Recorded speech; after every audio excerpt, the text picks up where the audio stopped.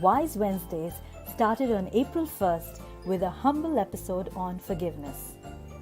Between then and now, we've had heart-led conversations on happiness, stress management, relationships, resilience, public speaking, respecting boundaries, self-discovery, mindset, just being, listening, reclaiming your life, intuition, and even food. I would like to thank all my listeners and the guests who gave me their time and trust. It is because of you that we kept going. It is because of you that we kept growing. Thank you, thank you, thank you. Thank you so, so much.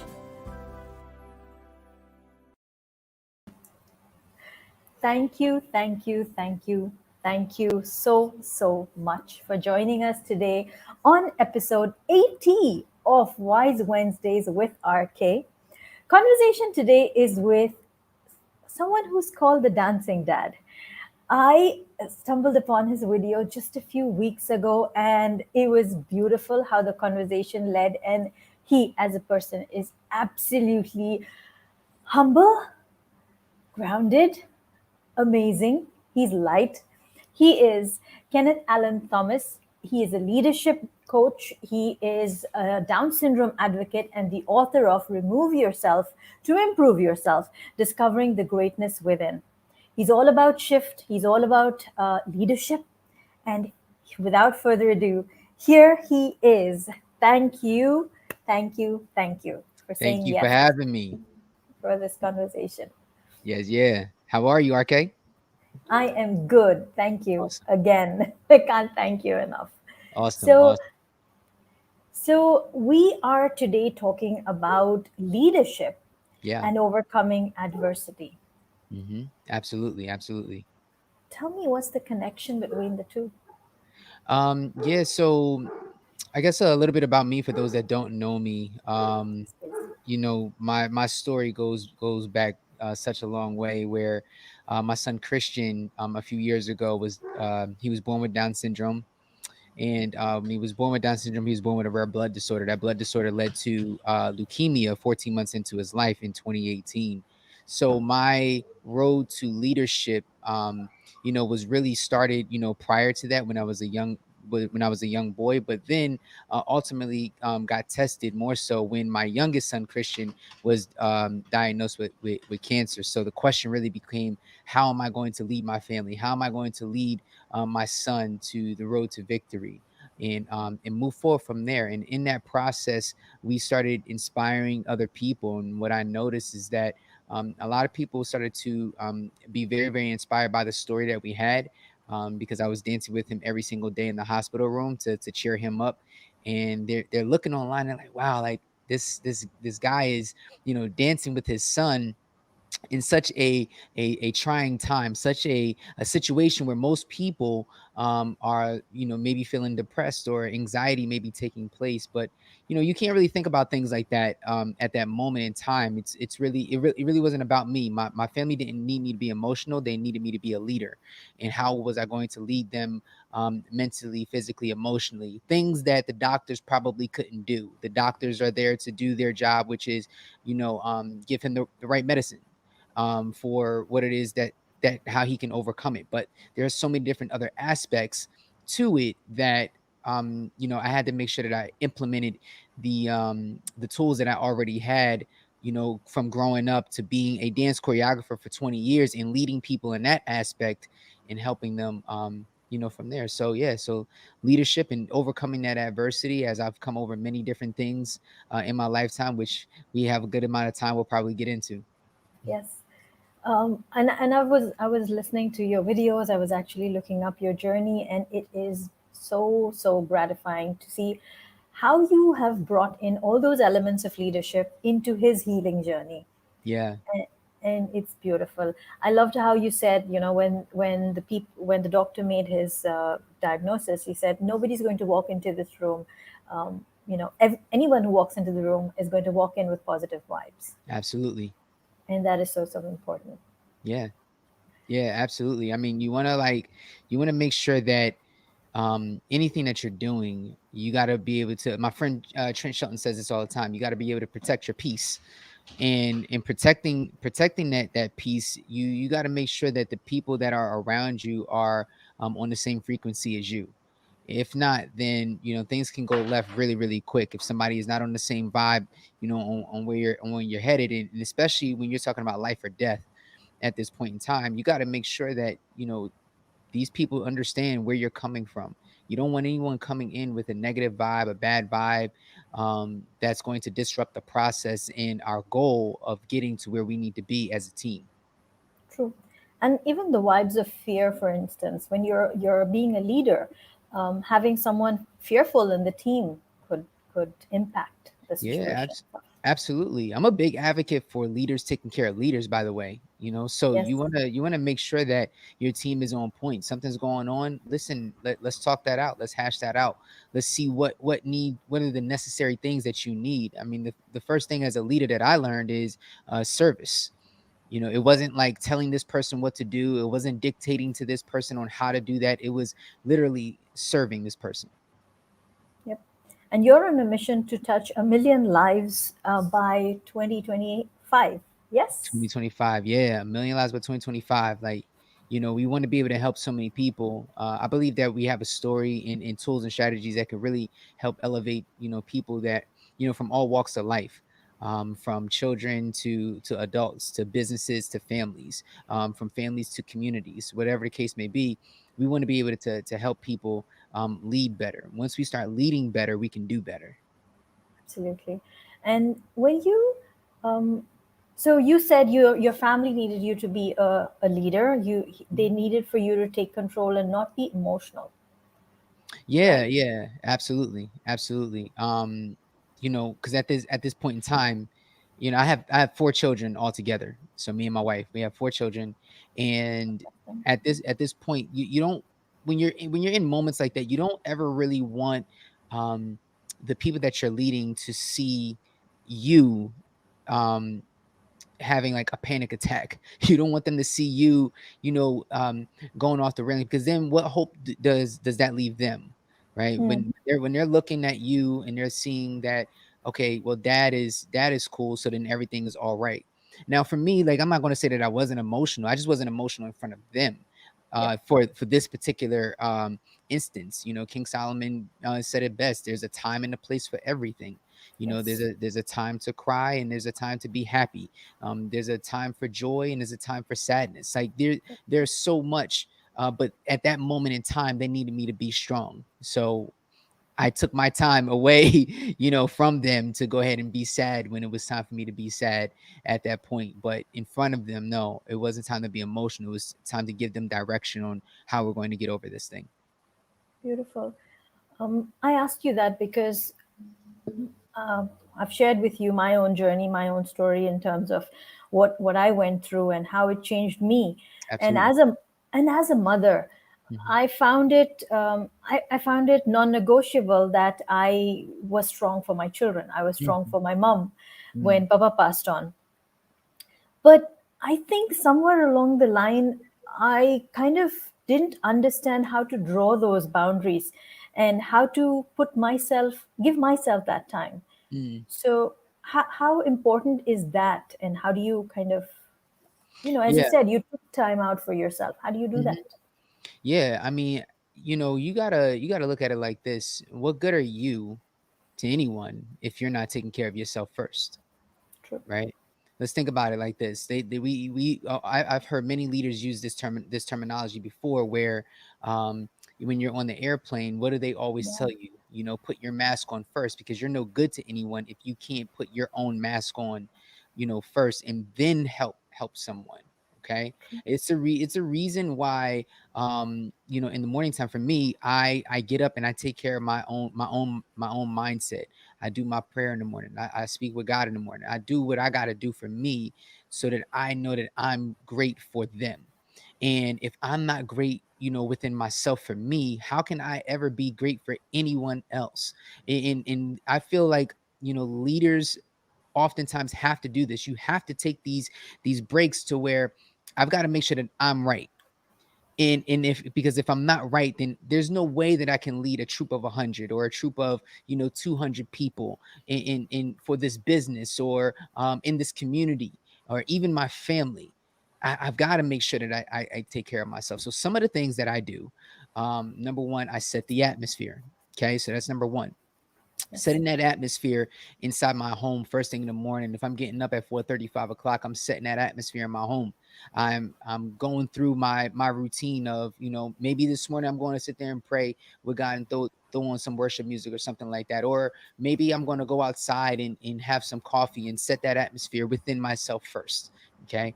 When I do that, after I do that, I'm able to then, okay, my sons are waking up now, my wife is waking up now, the dog is up now, I'm good with everyone, my vibe, my aura is going to speak volumes because I had that time with me.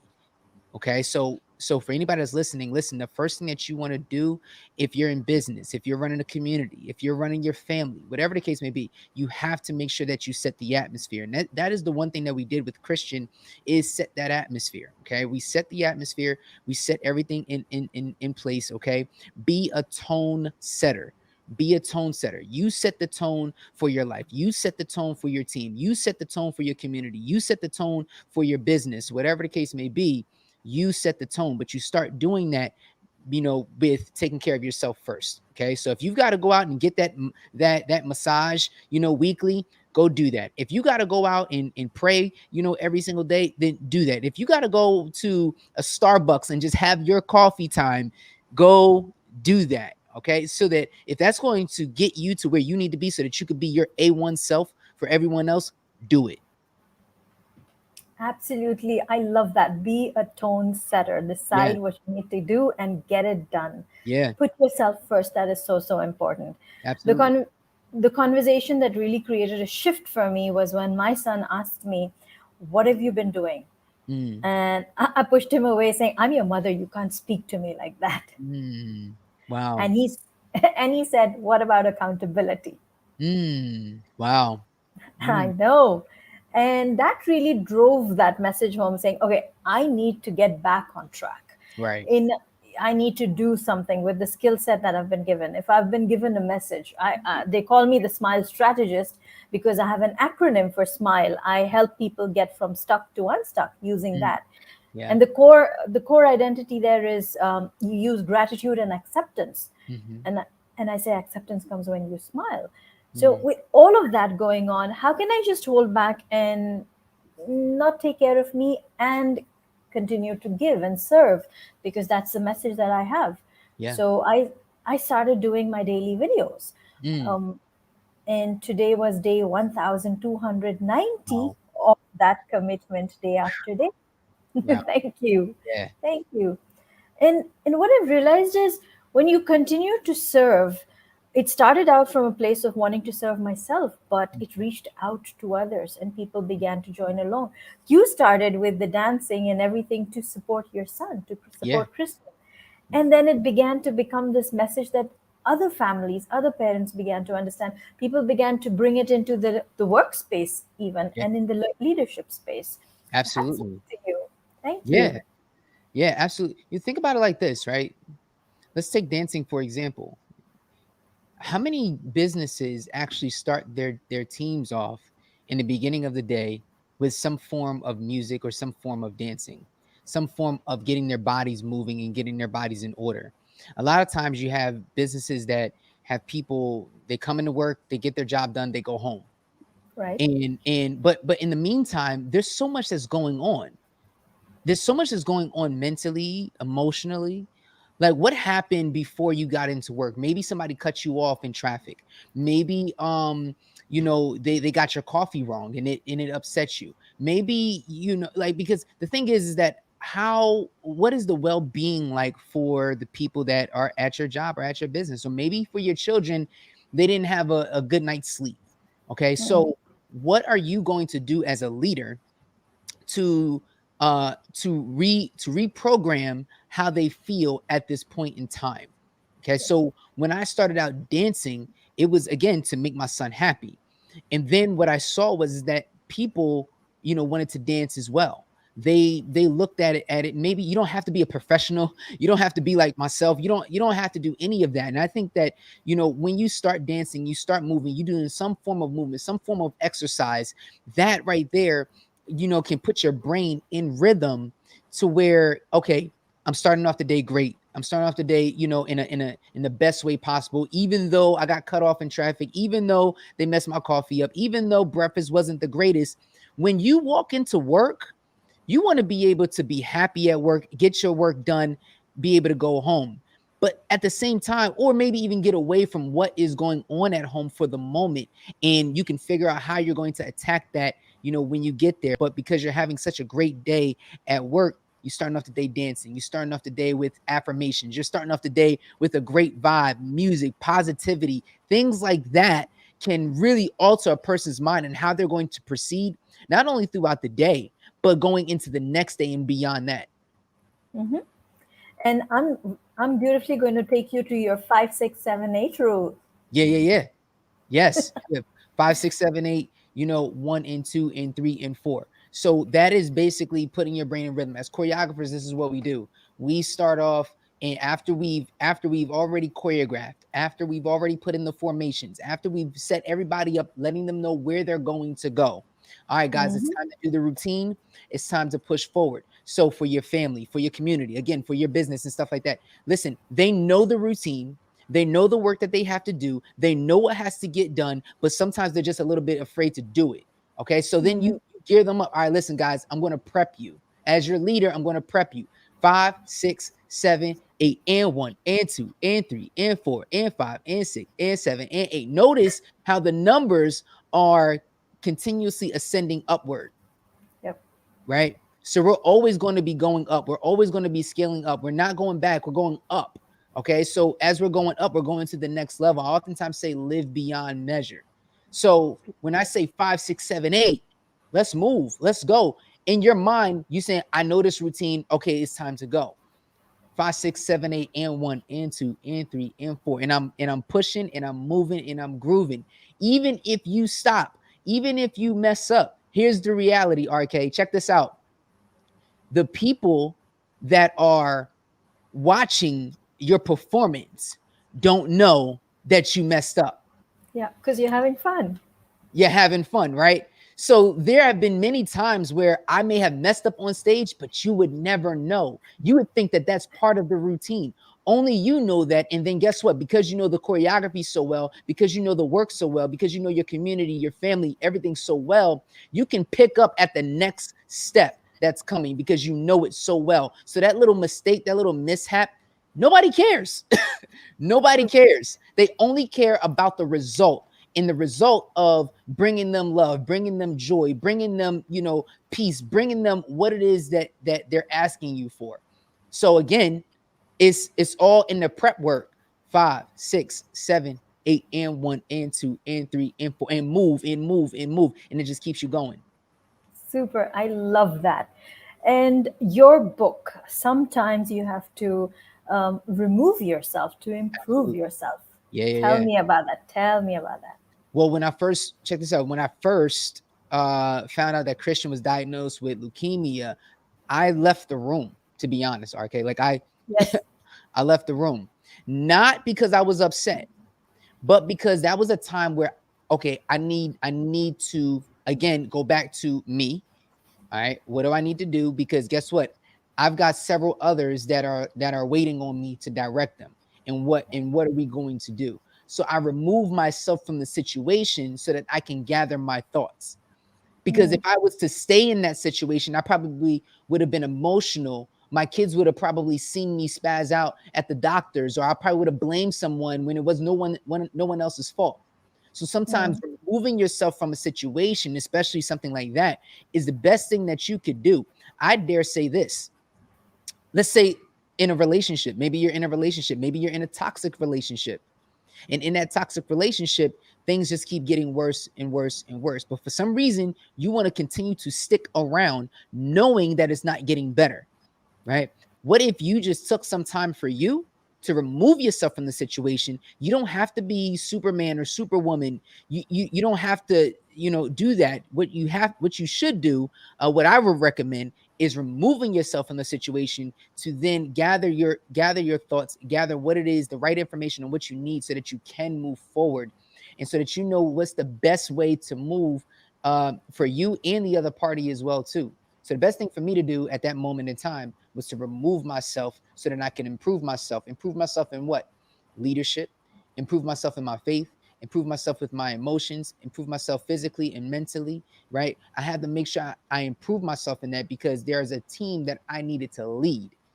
And for that, I have sometimes when things get crazy and chaos hits, challenges arise, I remove myself from the situation first because I need to sit there and look at it from an outside perspective. I need to analyze it from an outside view, more so like Mhm. a quarterback in football here in America, where they're looking at the defense and they're analyzing, okay, what is the defense about to do? Before I hike the ball, let me look at the defense because I don't want to move prematurely. Hmm. Agreed. Now, what about those times when you are self bullying yourself? Self-bullying yourself. Uh-huh. Because Wow, sometimes it's not about the other person coming at you and the situation becoming the bully, but sometimes we bully ourselves. I think we do. absolutely. Yeah. I think people are just overthinking. And honestly, you're overthinking it. You're doing too much because you're trying to be perfect for people that aren't perfect. you can't Hmm. be you can't be perfect for people that are not perfect. That just doesn't make any sense. So we always want to put out the most perfect product possible. When there's always going to be hiccups, there's always going to be mistakes. There's nothing that's going to be 100% guaranteed. This is everything. I mean, look at like you can look at Apple or you can look at Samsung, you can look at any business. They're always improving. Why? Because they're not perfect. They're always trying to get better. If it were perfect, they wouldn't need to come out with a new iPhone every year. If it were perfect, they would need to come out with a new Samsung phone every single year. If it was always perfect, it's not. So Yeah.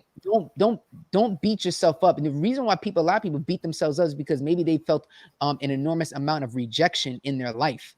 Mm. Maybe they felt rejection in areas from a family member, a close friend.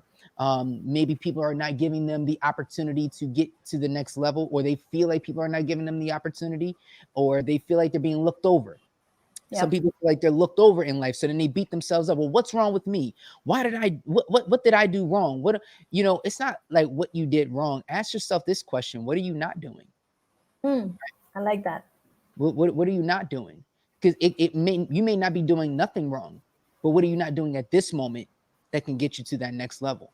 So oftentimes we'll beat ourselves up because maybe jealousy or envy may go into play unconsciously, where we see everyone doing great but us. We see Yeah. everybody doing something amazing, or you see people doing, well, how come they got this much money? Or how come they got this business off the ground? Well, how come they got this many followers? Well, what am I doing wrong? What's wrong with me? Or you Mm. see people that, I don't know, they're not the greatest people in the world. They may be moving in a wicked way. And you're looking at people that are wicked and they're like, well, how come they do all these bad things and they still get this and they still get that? And these questions, they start playing tricks on our mind. And we're not where Mm. we want to be at just yet because they got there. Listen, they understand something that you don't, wicked or not. The rain falls on the just and the unjust at the end of the day. True. Okay. So, and that's a fact. So at the end of the day, it's not about what they're doing right or anything like that. Start asking yourself the question: what am I not doing? Hmm. It's about what you're not doing and also asking the right questions, I feel. Yeah, Because if you keep asking, why am I not getting this? The universe is gonna keep showing you why you're not getting it. It's absolutely, it's gonna keep answering those questions that you keep asking. And it's also about understanding who gives you the opportunity. It's not about you getting the opportunity, but it's about you recognizing an opportunity and then doing something about it. absolutely, absolutely. You have to do something about it. The question is, do you really want to? Hmm. Are you going to continue to beat yourself up? Are you going to move? True that. And one thing, I mean, I do my videos on my own quotes, and one of the quotes I have is, the concept of perfection is flawed. Mm, mm. Hmm. I Of don't the believe in perfection. I don't yeah, believe in perfection yeah, because not at I all. think not at all. Because every time you aim to get perfect, there's going to always be something one level up. There's always going to be, However, yes, however, yes, however, I do feel like we are perfectly made. So I yes, feel like we are perfectly made because we are supposed to be like this. But are true. we perfect beings? No, but we are perfectly made. I like that. I Mm, definitely like that. yeah, So we've spoken about 5, 6, 7, 8 rule, yeah, and our favorite Mel Robbins yeah, speaks yeah, yeah, about the 5 second rule and yeah. also the high five habit. Yeah, yeah, yeah, yeah, yeah. Hold on, I think I got mine here as well too. That's So I don't know if Mel's watching this right now. Mel, we got you. you, Mel. Yes, yes, two We got you fans. on lock, Mel. Yes, we do.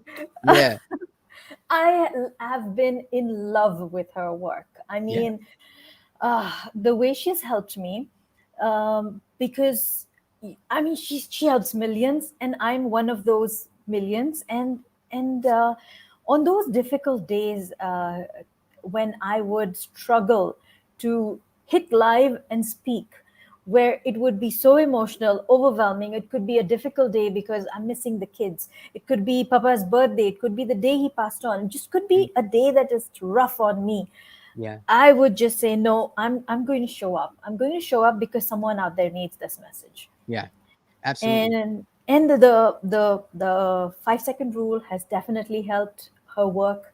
And I think, I'm just going to put it out there, hoping that she's going to see this. Uh, He'll see. episode episode 100, please come join me. Let me have a tiny little conversation with you, You heard because it here. You heard it here, Mel. so moving from there, tell me, what is the significance of having a mentor? Oh my gosh. I listen. I believe mentors are kind of like your roadmap of life. And what I mean by that, my first real mentor came when I was 10 years old. Mm, Um, and outside of my grandfather, of course, my first real mentor, his name was Mr. Leopold. And Mr. Leopold he was 74 years old when I met him. I was 10. And look at that dynamic there, right? He's yeah, 74. He's 74, I'm 10. And this is like my first real introduction into what true leadership was all about in outside of not really my first introduction, maybe on the next level of it, yeah, outside of my parents. yes, And I'll tell you a quick story. So when I was in the fourth grade, I got left back in the fourth grade. And during that time, I wasn't the best reader. I struggled in reading, early in when I was a kid.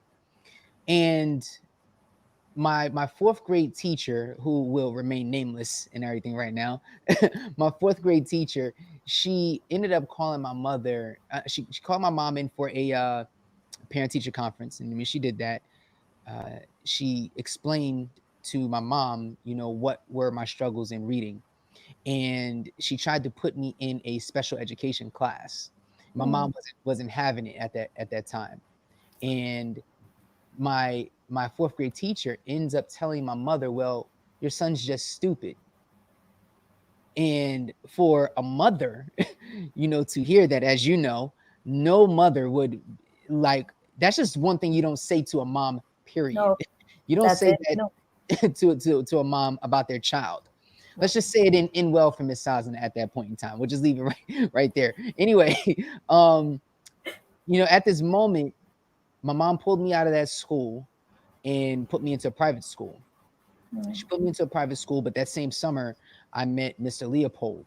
And I did not want to meet Mr. Leopold. I did not want to get tutored. I did not want this. I just didn't want, I wasn't interested. But what Mr. Leopold found, he found what I liked the most, what I was intrigued in. So I was a big fan of Michael Jordan, Emmett Smith, the Dallas Cowboys, the Chicago Bulls, the Atlanta Braves in the 90s. I was a big sports fanatic and I loved playing sports and I was very athletic. So every day Mr. Leopold would start bringing the Burlington County Times newspaper here in New Jersey. He would bring the newspaper, and I thought we would be doing reading work from these books that I was not interested in. But what he started doing was he started bringing the newspaper, and he would bring the sports section of the newspaper. And when he brought the sports section of the newspaper, he said, "Read Michael Jordan's stats from last night." And I would read his stats. Okay, now read the article that they wrote about him. Okay, now read Emmett Smith's stats from last night and read the article that they wrote about him. What happened was is he found something that I was interested in and elevated it. He found a strength in me and elevated it. See, what great mentors do, what great leaders do, is that they're good at finding the strength that you're good at, and then they elevate that even more. While in your weaknesses, they'll work on that privately. They'll work on that privately. So they'll elevate your strength to continue to work on that, but then what you're weak at, they'll continue to work that out, in a separate matter. And what happened was I was with Mr. Leopold every single, like maybe 3 times a week we were working, and it was so cool that the next year my grades got better, and then the following year my grades got even better, and then the following year after that I ended up skipping the 7th grade, going into the 8th grade. That's how good he was with me. And my friends that I was in 6th grade with, I go into 8th grade. They're like, "Wait, you're in the wrong class." I said, "Nah, I'm in I'm in 8th grade now." It's like, "Wait, what? What do you mean? How'd you get in the 8th grade?" No, they didn't think, they really did not believe it for like a whole week. The first week of school, they didn't believe that I was an 8th grader, and I am. And they're in the 7th grade. It was like, "Yo, you supposed to be with us," and so it was hating a little bit, but it's all good. Like, and I'm like, "Yeah, man, I skipped." But it was because of the great mentorship that I had. So to your question, how important is a mentor? I believe mentors are the roadmap of life, because that set me up to be a better reader, a better listener, a better learner, and a better person overall, in being able to help people on another level. And not many kids got that opportunity, at my age. So, I'm glad that I failed, because if I didn't fail, then I probably wouldn't have got the opportunity to tell a story like this that's probably going to inspire someone, I hope. And I probably wouldn't have got the opportunity to grow myself as a better reader and a better learner, a better listener. So true, true. Yeah. It's sometimes those moments of failure that shape you the best. Yeah. I think success does shape you. It gives you wings. It's all great, but the way failure lifts you up, I Yeah. think that's a turbo boost Mm. in itself. I was quite not really the brightest student in the room when until almost grade 3 or 4, Hmm. and having a very authoritarian mom didn't help me either. The push was always to score top of class, do your best, and to the extent that grade 3, and it's my show, it's all right, but I forged my mom's signature. That's how scared I was. Yeah. Grade 3, I was bad. Yeah. And then around grade 5 was when I met this amazing teacher who somehow had this trust. She was also new to the teaching fraternity, and somehow she felt there was something within me that she Hmm. could trust. She gave me the responsibility to do the class play. I was Cinderella. I was in charge. I was looking after the entire script. I was taking care of the practice, everything. Somehow I began to step up. I Mm. felt like there's this one person in school who trusted me, Hmm. and that created a shift. In grade 5 onwards, it wasn't about doing the assignment because it had to be done. It was more about doing it because I want to get it done. Yeah. Grades went up, things started changing. It was beautiful. And the most interesting thing is, when I hit I had an episode recently on Wise Wednesdays where I said, ask me anything. She came on board. Oh, wow. She That's came on board and she spoke. It was so beautiful. So, Yeah. Susan, ma'am, if you're going to watch this on replay, I am very, very grateful that I had a mentor like you. So, thank you Hey, so much. Yes. awesome. That's so See, awesome. It definitely is. I mean, they shape us. Failures definitely shape us, Yeah, and they shape us powerfully. absolutely, absolutely. I think when I failed a lot in my life. I fail to this day, to be honest. There's certain things that I fail at, but those are sometimes the best lessons. And either you're going to embrace the failure and move on and fix it, or you're going to not embrace the failure and you're going to continue to fall down another level and another level, and you're going to keep going down and down and down.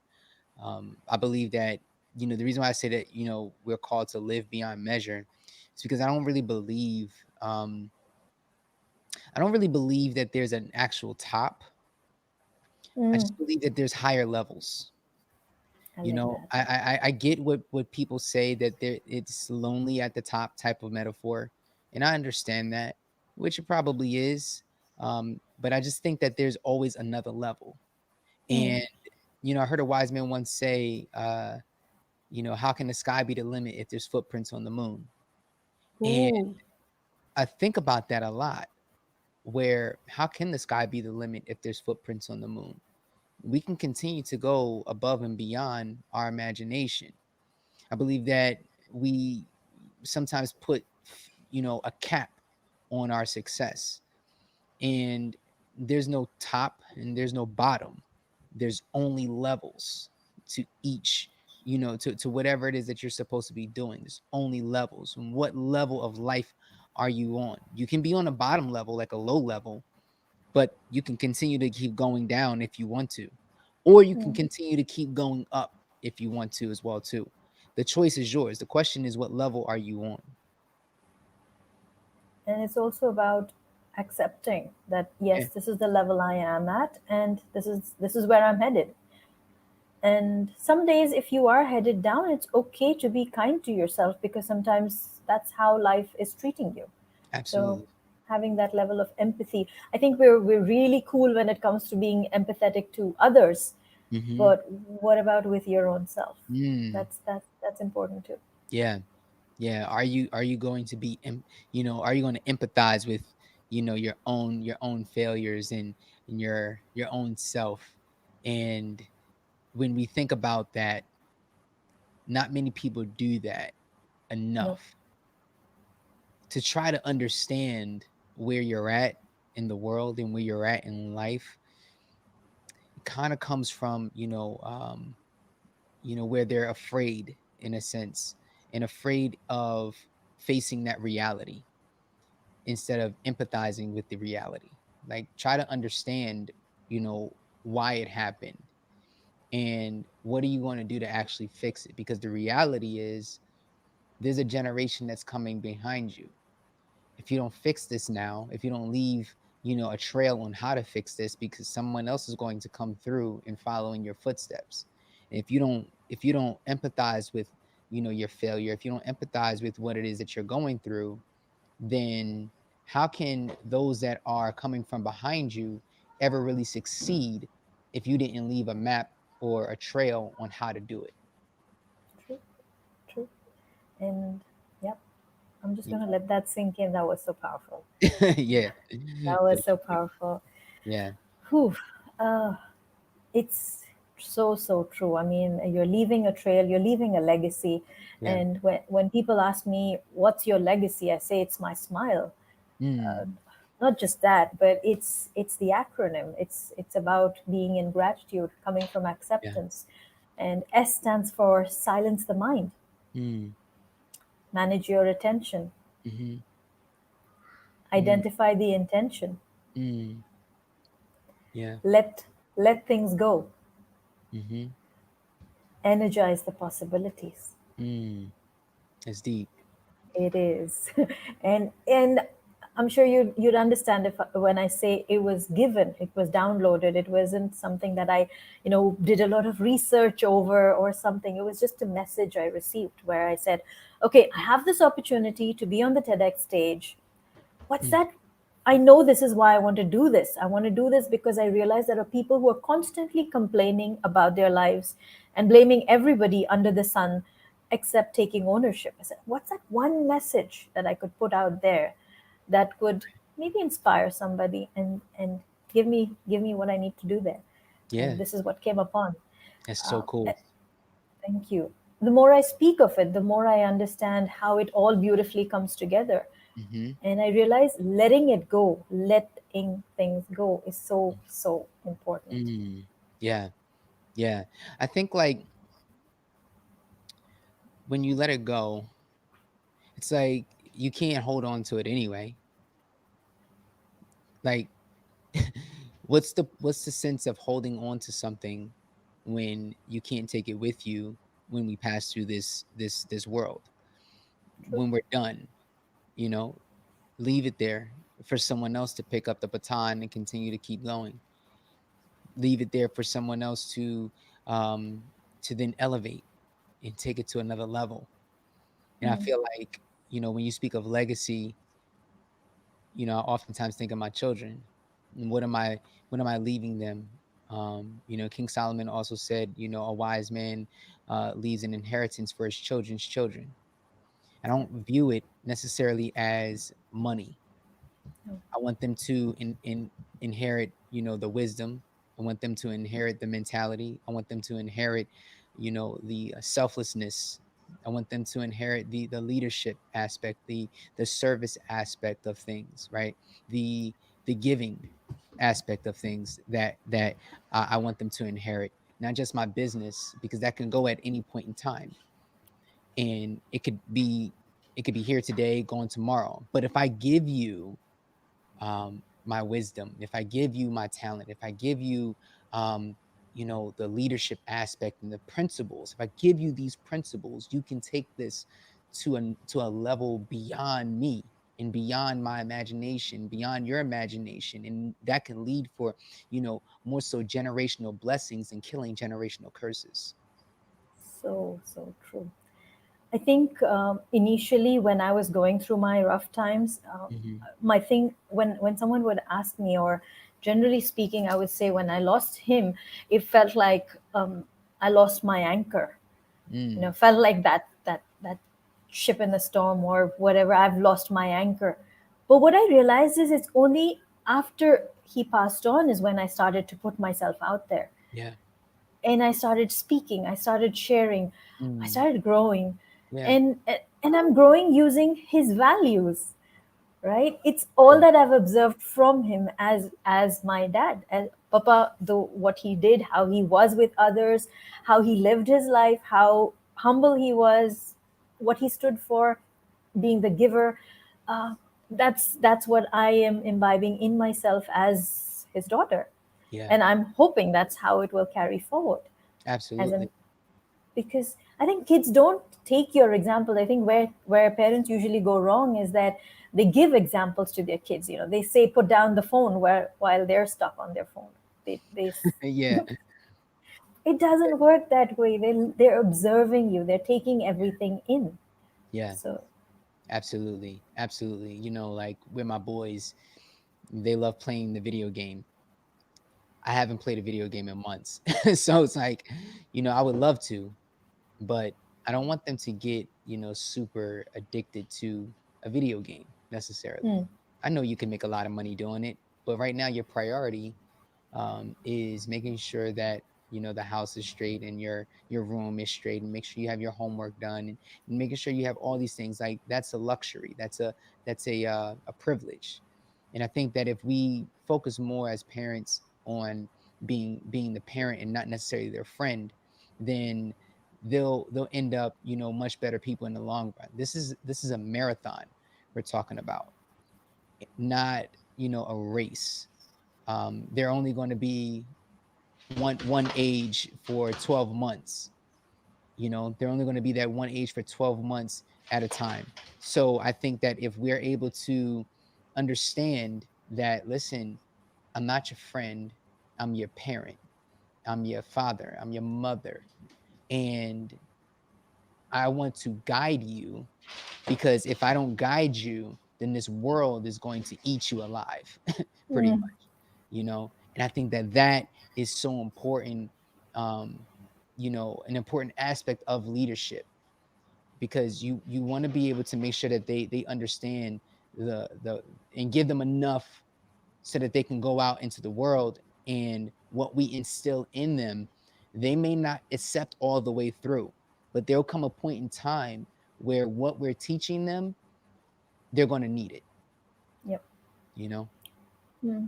Yeah. And I think it's also important to keep communication open and let them know that it's an open door policy, no judgment ground. Right. There's no judgment there, because sometimes kids do not want to come and speak to you because they either feel they're being judged or their feelings are not being validated. So Yeah. that's also important for parents to keep that open door policy.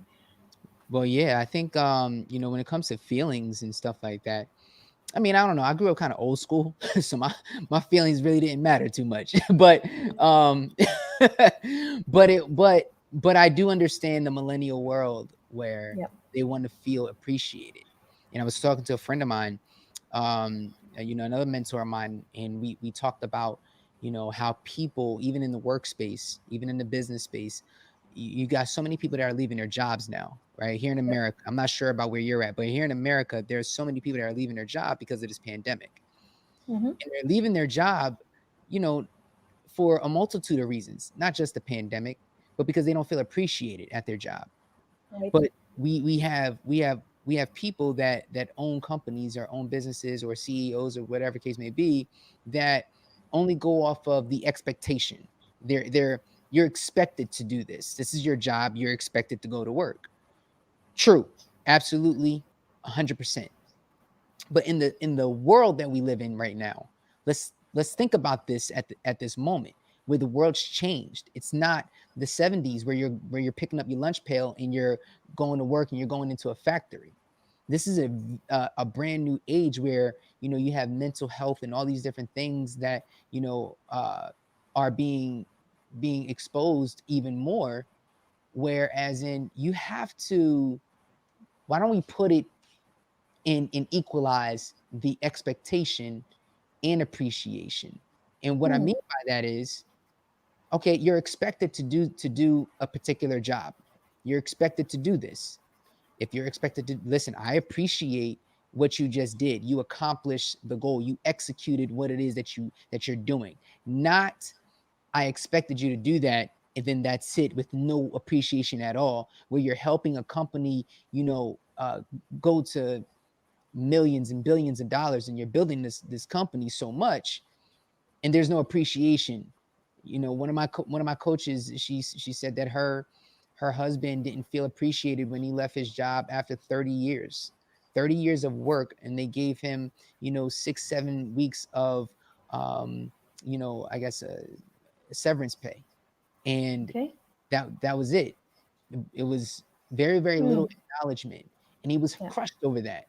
When you put your time in with people, when you put your time into a company, when you put your time into helping a company that you actually believe in, you want to feel some form of appreciation. People Yes. don't leave jobs because of the money, of the low pay. More times than not, they leave jobs because of low work productivity. They have low work productivity because they feel unappreciated at work. And the thing is that as owners and as CEOs and as managers, as general managers, we have to be more clear about what it is that we expect. Because when Yeah. we're clear about what we expect, then there's no confusion as to why it's not getting done. You don't get appreciation for things that you haven't done. You don't get appreciation for just showing up. You don't get appreciation for saying, hey, I'm going to spend my time here. I'm giving you my time. You get appreciation for doing what it is that you're called to do and what you're expected to do, but at the same time. So for my team is expected to do certain things. And when they handle those tasks, listen, guys, I appreciate everyone. I appreciate your time. I appreciate your efforts. I appreciate you all for handling this for me, because it was major for our company. It was major for our business. And they feel a part of something at the end of the day. At the end of the day, people want to feel a part of something. Yeah. And when they don't feel a part of something, that's where you have 79% of employees leaving their jobs, because the managers are not giving them that type of satisfaction. Now, all 79% doing what they're supposed to do? Maybe not. But the fact is that appreciation can go a long way and build quality workers to help elevate your business to the next level. Yes. It also gives you a sense of belonging. You feel like you're part of the Yeah. team. You feel like you're growing together. Which brings me to the thought, when we grow others, we also grow. Come on now. Yeah. What are your thoughts on that? Yeah. Yeah. Yeah. Um, I said this earlier, and I'll put it out later on LinkedIn. And I'm going to say, can I be honest? Which is my beginning. I don't know what's going to grow your business, Hmm. but what I do know is how to grow the people that are in your business. See, the difference is that you know what you need for your business. I don't, because I don't know your business. But what I do know is that I know how to elevate the people that are in your business, because it's the people that know what you need. But if they're not being elevated, then you can't grow. True. So my whole thing is, as a leadership coach, is I lead people. I understand people. I've been working with people in large groups from ages 7 to adult for the last 20 years. So if there's one thing that I know people, and I know how to lead people and get them to move on one accord. So to your point, people don't grow unless you grow, or you can't grow unless other people grow. Okay, well then, that goes back to what we said earlier. What are you doing for self? That's number one. Okay, and Yes. what you're doing for yourself, how can you translate that and communicate that to other people? Okay, Yep. now when you communicate that to other people, can you give them tools and strategies that are going to help them do the same exact thing and replicate what it is that you're doing, so that you all are growing at the same rate at the same time? Okay, Right. so if we can do that, I'll give you an example. um Increase the vision for your family, increase the vision for your business, increase the vision for yourself, increase the vision for your community. When you increase the vision, people then see where it is that they need to go.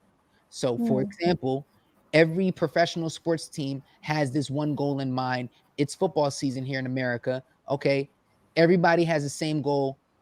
I want to go to the Super Bowl. That's the vision, that's the goal. Okay. But what happens in between getting there? Okay. Yeah. Well, we've got to build a strong culture. Okay. When we build a strong culture, that culture is going to carry over, not just from the team, but then into the fans, into the ownership, into the branding, into, those that are going to attract more people that believe in your product and believe in the vision, believe that you guys can actually do it. Okay. When you have a strong culture, then you're going to start building strong leadership. And not only are you going to start building strong leadership for one season, you're building a strong leadership for multiple seasons on end that are going to be coming about. Why? Because the culture was built. Why? Because the vision was sought out. Example, Jerry Jones of the Dallas Cowboys, one of my favorite teams. When he bought the Dallas Cowboys, he had a vision. That was the first thing. Okay. He had a vision. And when he bought that, then he started putting in certain people that he believed that were going to be great to build what? A great culture. Okay. And he started instilling that great culture, and that culture then cultivated brand new leaders, big time leaders that have helped them win have helped them win 5 Super Bowls, in their lifetime, hopefully 6 this year, but we'll see. But the point is, if you start off with a great vision, implement that vision to the people. Then they have the choice whether they want to be a part of that vision or not. And if they don't want to be a part of that vision, then you know that who you don't need, you know who you do need. Once you do that, then you can then elevate the culture. Now you're building culture, you're building the right pieces around, and people that are going to help, your family, help your company, help your village, help whatever it is, get to that next level. Okay. Yep. And then from there, you're going to start building great leaders. If you're a family, your children are going to see that we have a culture here, and in that culture, this is how we do things, and then that's going to lead them into building their own families as well, too, into business and so on and so forth. Beautiful. And I think where it actually starts from is from within, which is what you Yes. say, discovering the greatness within. You have to Mhm. go within to go outward and do what you need to do. So Absolutely. brilliant. Knowing that we have 5 minutes to close this amazing conversation. Very, very powerful. Once again, I'd like to thank you for coming Yeah. and saying, being part of this. Thank you so much. It was lovely when I messaged you and I said, "Is this you?" And you said, "Yes, it is me." Yeah. So thank you for being that person. And also, for those of you who are watching and new to the channel, do subscribe, because these are the kind of gems that I have on board. And of course, the daily conversations too. So please do subscribe to the channel and share this conversation with others so that more people can benefit from it. More the merrier, as I say. So before we close, what would you like to share in terms of? Okay, I'm reminded of what your grandfather used to say. He says, "There's always a better way." Yes. Yeah. Um, So, my grandfather, he passed away last year during sorry, the pandemic in August of 2020. And this is he so. used to always say, "There's got to be a better way. There's got to be a better way." And I remember, that year I didn't see him at all. I'm used to kind of seeing him, a couple times a year because he lived in North Jersey. I lived in South Jersey. And I remember a time where I had this dream. And I actually, before that, I actually prayed to God and said, can I see my grandfather one more time before you take him? Because we had a sense and a feeling that he was about to go because he was suffering from bone cancer. Bone cancer then, turned into a broken hip. His equilibrium was off, and there was just so many different complications that he was having. And he's such a fighter. He's such a trooper. And it came to a point where it's like, oh, my pop is mortal. And I said, God, can I see him one more time? And there was a night where I had a dream, and my grandfather had came to me in the dream, and I was in the hospital bed. I mean, he was in the hospital bed, and I was looking right at him at the edge of his bed, and next to him there was this large man, dressed in all black. I couldn't even see his face. I just know he was a large man, and I viewed him as a caretaker in the dream. And my grandfather had this mask on. And when he had this mask on, one of those oxygen masks, he then pulled the oxygen mask off because he couldn't breathe. And he ended up coughing. When he coughed, he had blood dripping on his gown. And when he had the blood dripping on his gown, I knew that that was him because my grandfather, for years, always had something on his suit, always had something on his shirt, salad dressing, ketchup, whatever it is. He always had something on it. And I remember, earlier that year, my grandfather had asked, the nurse, can he go to the bathroom? The nurse took too long. So he got up out the bed and he ended up trying to go to the bathroom on his own, and he slipped and he fell. And that's how he had broke his hip inside the hospital. This time he asked for help because my grandfather is very independent. And he asked for help, and the caretaker said, "Yeah, come on, I got you." So he gets him out of the bed, and he's walking down out of the room, and he's saying these words, "My bones hurt, my bones hurt." And the caretaker is holding him by the arm, saying, "Don't worry, I got you, I got you." And this is all in the dream, by the way. And they're walking out of the door, and they're walking into this dark hallway.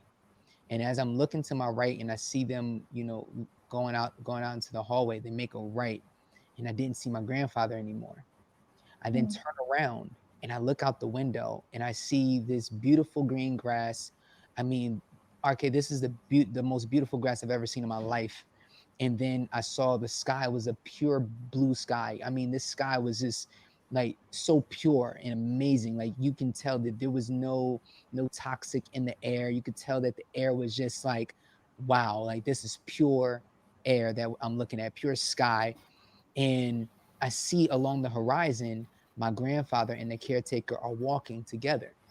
And as they're walking together, they're walking down, and I see them, just keep walking and walking and walking until I didn't see him anymore. And he vanished. And at 6:20, I had woke up. And at 6:17 a.m., I looked at a message that I had at 6:17, and my mom had texted me and said Papa passed away. And remember, in the beginning of the story, I asked God, can I see my grandfather one more time? Yes. And that, I believe that was him bringing him to me inside of a dream to see him one more time. My whole point is that my grandfather used to always say that there's got to be a better way. And I believe that he found that better way. I believe that he went through so many different things, and he's in another place right now where there is a better way, where that better way, you know, where he was just able, there's no pain, there's no depression, there's no anxiety, there's no cancer, there's none of that. There's just a better way. And I believe that he's there and he found that way. And now I use that everywhere I go, where if anybody is going through anything right now, I just want you to know that there is a better way. I want you to believe and know that there is a better way in life. There's a better way out of your situation. There's a better way to elevate. You know, you just have to, number one, crack down and believe in yourself, believe in who you are, believe in the fact that, listen, you are a miracle walking. You are someone that, you know, out of, you know, from a scientific standpoint, you know, millions and millions of eggs and sperm and whatever, you know, but you made it through. You're the one that got called. The odds of you being born are slim to none, but you were the one that were born. So I say this all the time: when we change the mind, we change the game. Yesterday is gone, tomorrow will worry about itself, and today is all we have. The average person breathes at least 23,000 times just in one day. So if you do the math, that's 23,000 blessings that you're getting in just one day in one area of your life. And if you really go even deeper, you take 23,000 times how many days that you've been living, and that's how many blessings that you've been getting in every single day of your life since the day that you've been born. Because the reality is, RK, you didn't choose to be born. I didn't choose to be born. I didn't choose to have breath, but I have it. I didn't choose to breathe this oxygen, but I have it. I can't even see the oxygen, but I know that it's there because I'm breathing it. So the reality is, guys, when you take that and you put that into perspective, every day is a blessing, because no man nor woman knows the day or the time when they're going to take their last breath. So if you want a better way, focus on that better way and know that when we change the mind, we change the game. Oh, yes, we do. And when we let go, we let God. Amen. Amen to that. Yes. Amen to that. Yes. Thank you. Thank you. Thank Thank you. you. Thank you, everybody. And on that note, just thank you. Yeah. Have a lovely evening, morning, afternoon, wherever you are. And thank you for joining us on this amazing conversation. And thank you, Yes. Kenneth, for your time. You take Thank care. you. Awesome. Bye. Bye. Bye.